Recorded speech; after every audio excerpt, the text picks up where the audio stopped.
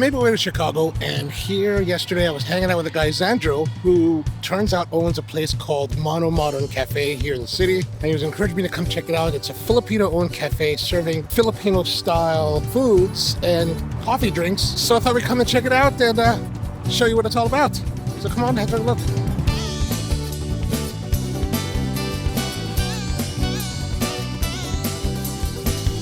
Hi. Hey there. Are you looking for something to eat or drink?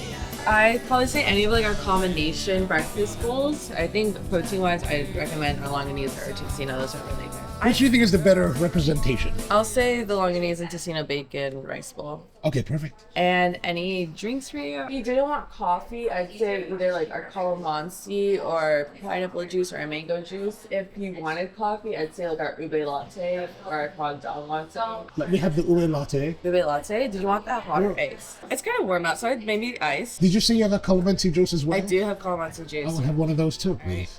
Perfect. Here you are. I'll bring it all to you in front. All right, thanks. Thank you. Okay, so that was Mano Modern Cafe. Nice, really actually quite enjoyable. The barista was very friendly. You know, like normal, I don't really want to choose something to eat.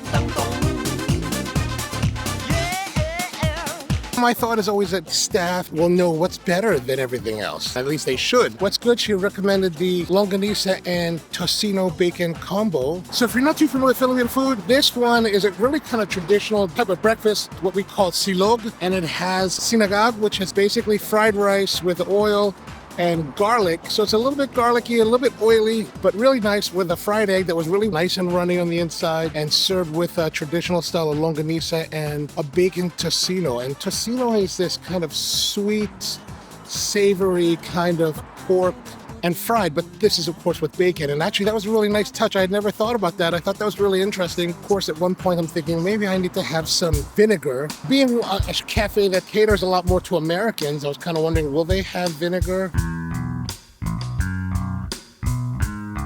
But the woman was totally knowledgeable about that. She was like, oh yeah, no problem. We will give you the vinegar and that's great. So she was like, what do you want to drink? And I was like, well, and she recommended the ube latte, which honestly, I'm not really a big fan of the idea of ube lattes. Like I haven't really had any that were really, really great. I was going to say no, but I thought, you know what, I'm just gonna go with it. Why should I even worry about it? But she did list a whole bunch of stuff. Ube latte, pandan latte.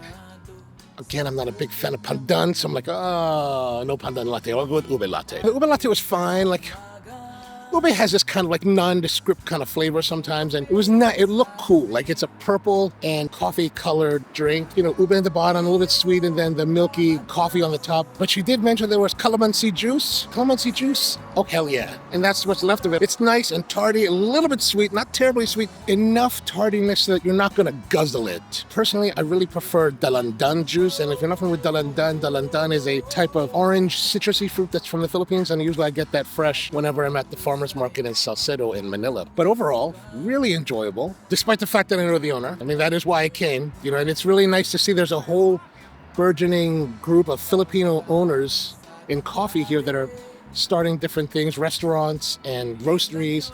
I met a couple of the owners yesterday from here, and they were telling me, oh yeah, there's a whole community of places here. Because when I started in the coffee business 20 some years ago, there were very few Filipinos, very few minorities running things or starting things, or even in a position where they could start their own shop. The Filipinos that I knew in the business weren't starting shops. Some of them were working in the industry, not really able to lead their own teams yet. So it's nice to see this newer generation has a better opportunity. Yeah, if you're here in Chicago, come check it out. It's on Anderson. Oh, this must be my guy.